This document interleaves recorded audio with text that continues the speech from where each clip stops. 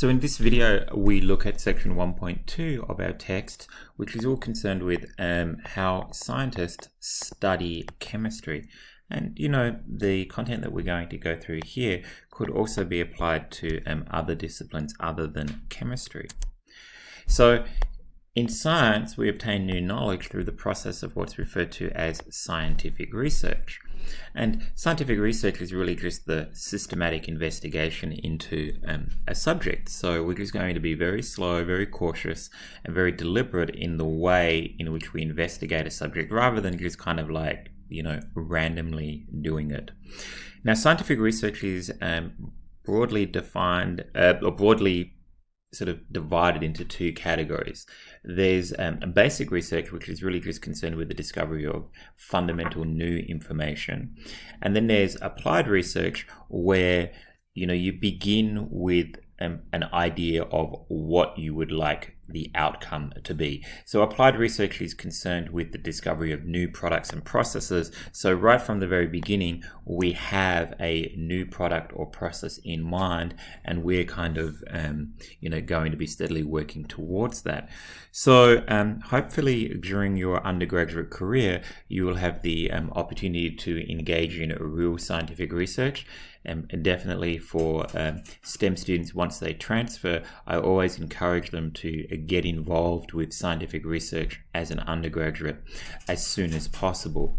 During your time at Pierce, if you do continue with your studies in chemistry, you will have the opportunity to participate in scientific research. And you'll have to make this choice as to whether you want to pursue basic research or applied research. And many scientists kind of like, flip between the two as their kind of interests change. So the information that we get from scientific research is sometimes used to develop what we call technology. And so what technology is new products or processes that are intended to improve the quality of human life. So examples would be perhaps we work in public health, where we're trying to figure out, well, like some countries, they have too much food and they have sort of like an obesity epidemic going on, and then other countries, they don't have enough food. How can we kind of reorganize our food distribution network so that everybody gets enough of what they need, or the food that we have is distributed equitably? That would be kind of an example of technology. There's been a lot of work on a similar theme talking about food. A lot of work has been done by scientists to improve the yield of our food crops, and the yield of our food crops and the way that we go about growing food has increased enormously over the last sort of 70 years or so. This is called the Green Revolution, and we've really kind of modified a lot of plants in the way that we grow them in that time period.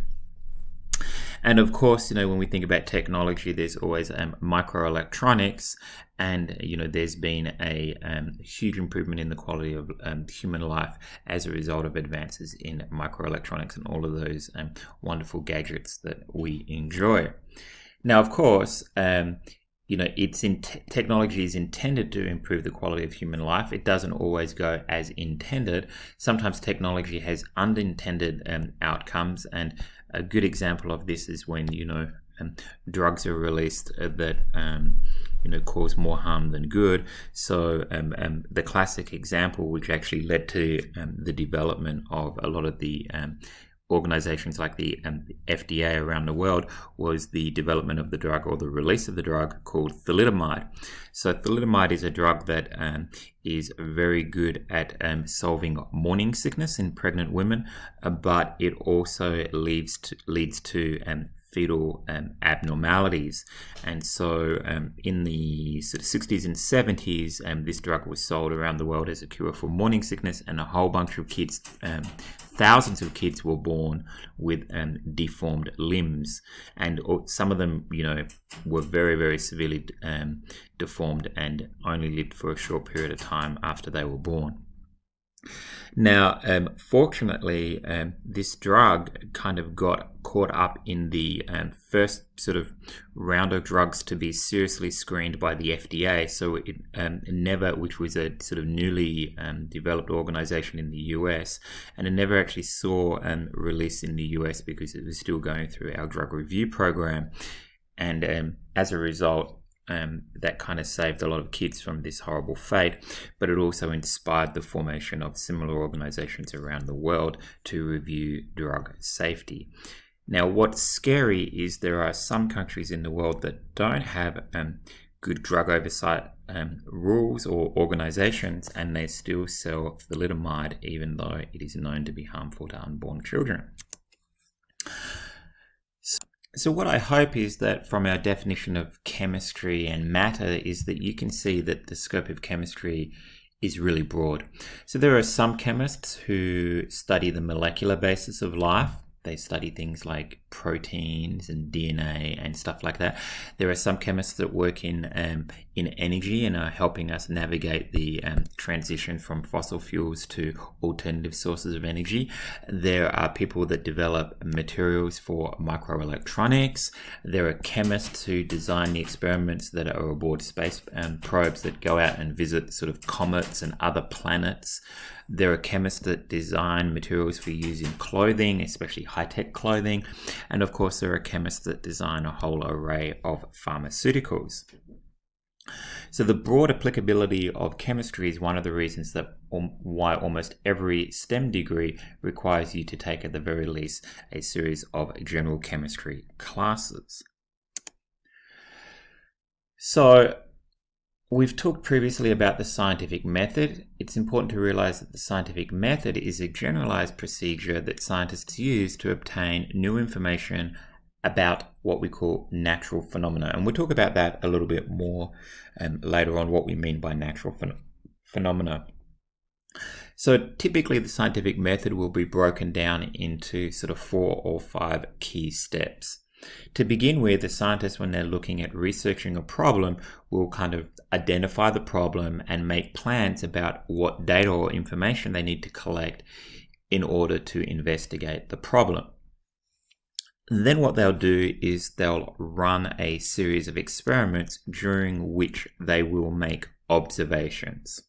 And this will form the set of what they call data, right? So you'll need to kind of know how to apply these terms or how these terms are applied in order to be successful in completing your ALEX objectives. There's a few questions about this stuff.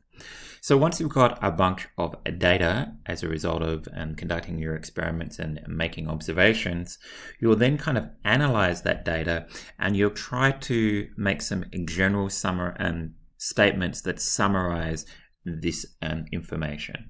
And so you're not really trying to explain why you're seeing what you're seeing. You're just kind of looking for patterns. That's what we mean by summarizing, really, is you're looking for patterns in your data. Okay, and then you move on to the next step, which is where you kind of try to explain why you are seeing these patterns, right?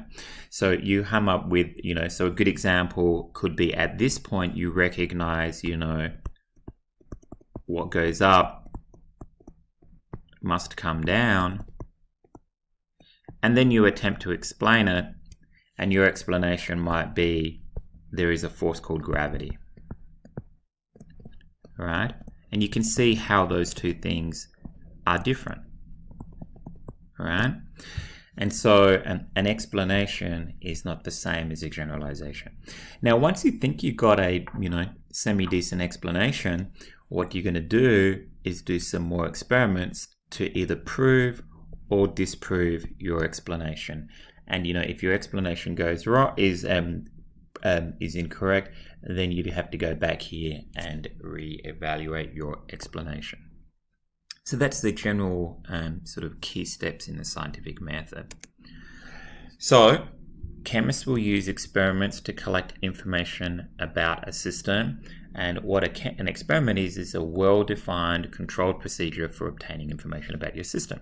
And during the course of the experiment, you'll make observations. Now, observations can be made just using your senses.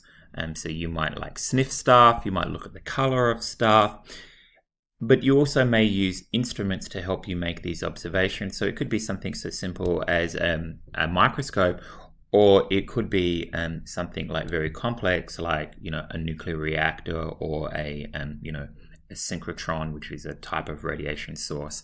So, it's kind of, chemists are kind of like dealing with everything from the very large complex devices to make their observations through oh, I wonder what the color of that will be if I add this to it. So, it's kind of, it's a diverse sort of way that we run these experiments. Okay, so the observations that we make during experiments are called data. They're little bits of information, and data can be either qualitative, which basically means non-numerical, so things like color, smell, sound. In the past, we used to do taste, but not so much anymore. Ever since, things like that were active at very, very low doses, like LSD, were discovered, taste has fallen out of favor. Or they could be quantitative data, which is really just numerical data, so things like density, temperature, mass, perhaps time. Okay.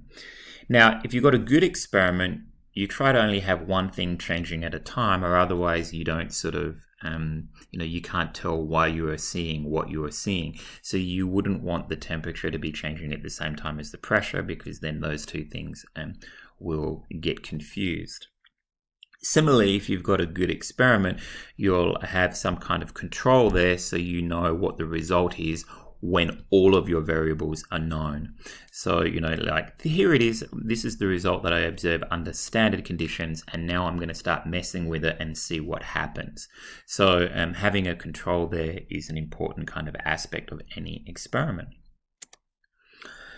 So when we talk about scientific facts, this often gets a little bit kind of confused by people. Scientific fact is a reproducible piece of data obtained through an experiment. So, if every time I do an experiment, I get the same result again and again and again, we're just going to say, look, that's just a scientific fact. It's just the way that it is.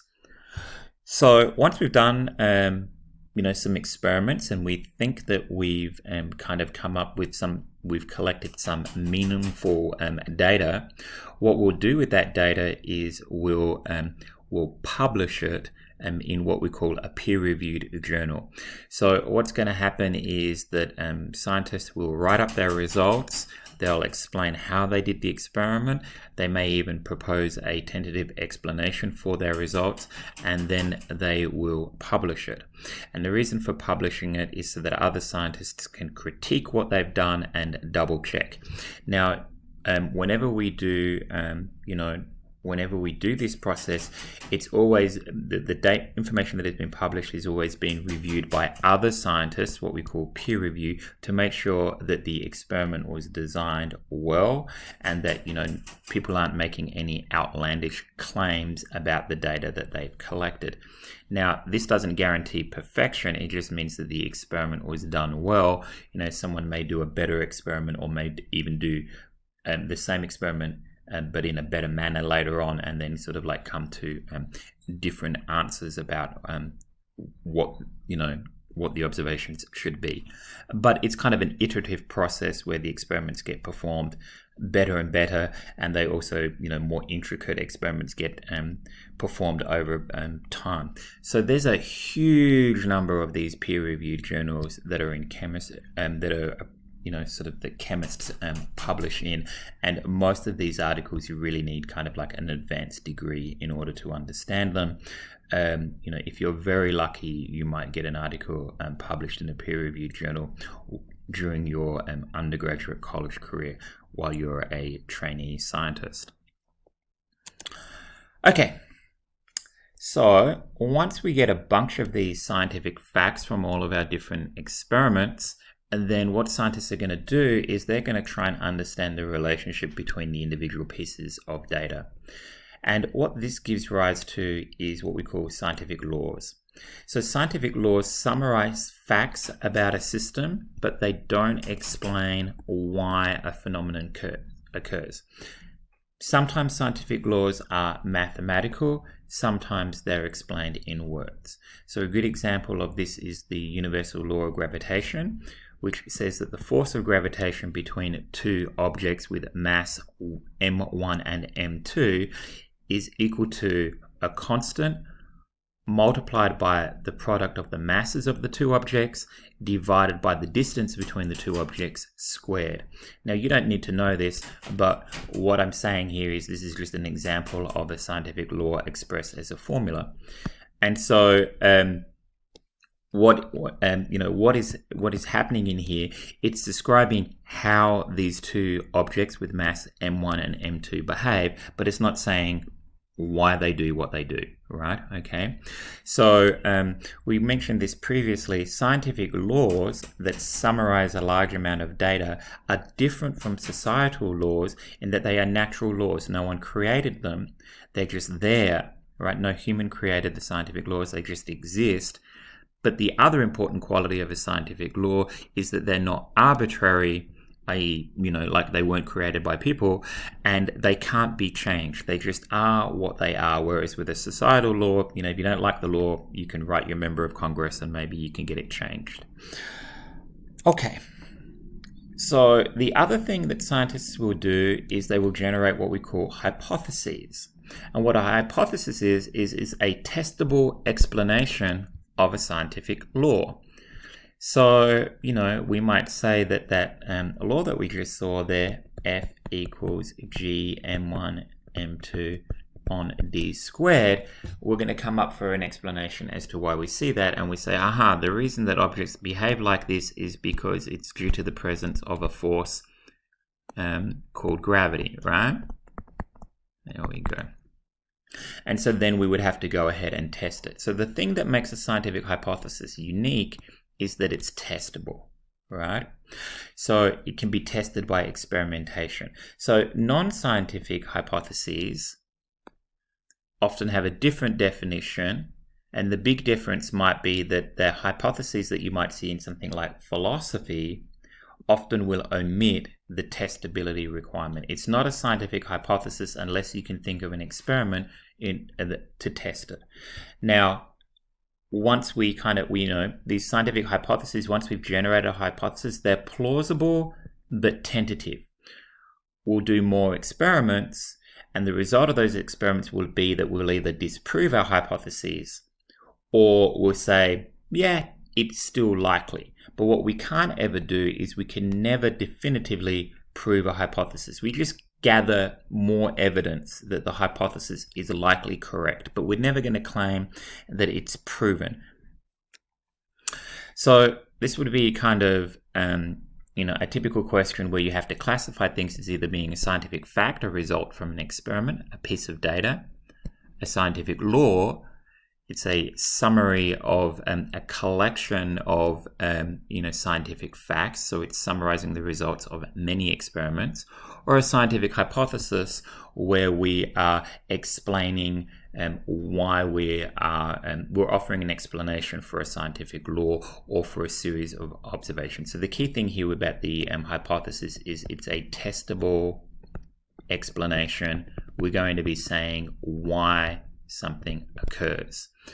A scientific law, we're just saying what occurs, but the important thing is that it's like multiple experiments. And a scientific fact, the key thing here is it's just a piece of data from one experiment, okay? So let's see if we can apply that to these statements here. So it says, in an experiment, a log was observed to burn with an orange flame. So that's going to be a fact because it's just the observation from one experiment, right? Okay, ooh, so that one there would be a fact. The second statement says, burning logs generate heat and light as a result of the reaction between cellulose and oxygen. So what's happening here is we're offering an explanation as to why these logs generate heat and light. We're saying it's because there's this reaction between cellulose and oxygen, and we could test it by taking away the oxygen, right? So you put the log in a container where there's no oxygen and you see if you can burn it, and it probably wouldn't burn. And then we could continue to test it. We could test if the log contains cellulose and so forth. So this one here, I would say that this is, well, I know it is, this one here is a scientific hypothesis. C, it says burning logs generate heat and light. So we're talking about more than one log. It's a general statement, right? It's a statement about a whole, a whole collection of experiments. So this is, and it's summarizing the results from this collection of experiments. So this guy here is a scientific law. And then in D, it says a burning log, so singular, was observed to generate heat. So what that's going to be is just what we call a fact. It's just the result from a single experiment. It's just one observation, right? So you could also call it an observation, but they already use that word there. Okay, so knowing the distinction between a fact, a scientific hypothesis, a scientific law, and an observation is going to really, really, really help us. Okay, so a scientific hypothesis is a tentative, testable explanation. Once we've tested it and validated it over a long period of time, it kind of gets promoted to being a scientific theory. And what's really useful about a scientific theory is that it can allow you to make predictions about the outcomes of related experiments that you haven't yet performed. And also, they just summarize a large number of scientific facts. So, a theory is a well-tested hypothesis that has the capacity to make predictions about, related systems. Now, theories are not always perfect, and so a good example of this is Newton's theory of gravity versus Einstein's. Now, Newton's theory of gravity is very, very easy to do the math for, and so it continues to be very popular, even though it doesn't work for every kind of problem. Now, Einstein's general theory of relativity, it works for almost every problem that we've ever encountered where we need to talk about gravity, but the math is really hard. So basically what will happen is people will use this until they encounter a problem it doesn't work for, and then they'll use the more advanced theory. So if it's a simple case, you'll use Newton's theory. If it's a more complicated case, you'll use Einstein's theory. And scientists do that all the time. They tend to use the theory that works for the case that they're dealing with. Okay. Just like a hypothesis, a scientific theory is always considered provisional. At any time, a new experiment or more sensitive apparatus could be designed that disproves the theory.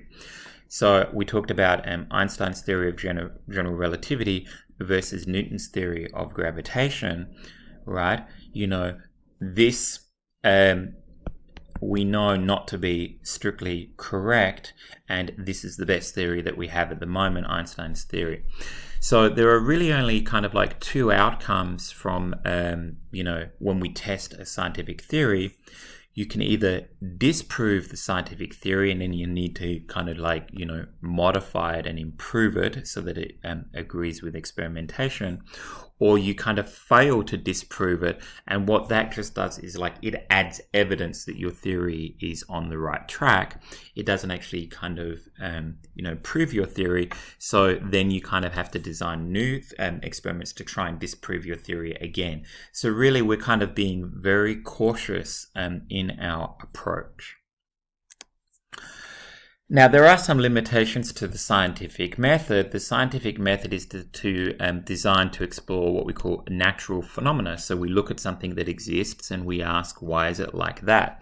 So a good example is studying gravity. So a good question that the scientific method would be able to explore would be something like, do objects fall towards the center of the Earth?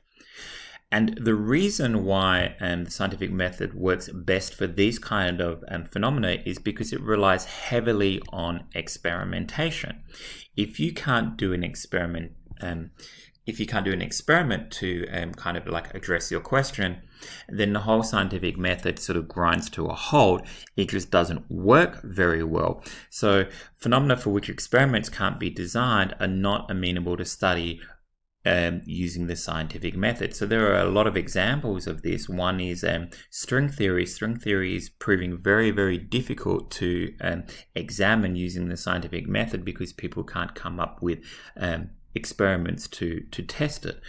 There are a lot of advancements on theories of gravity. One of them is called quantum gravity.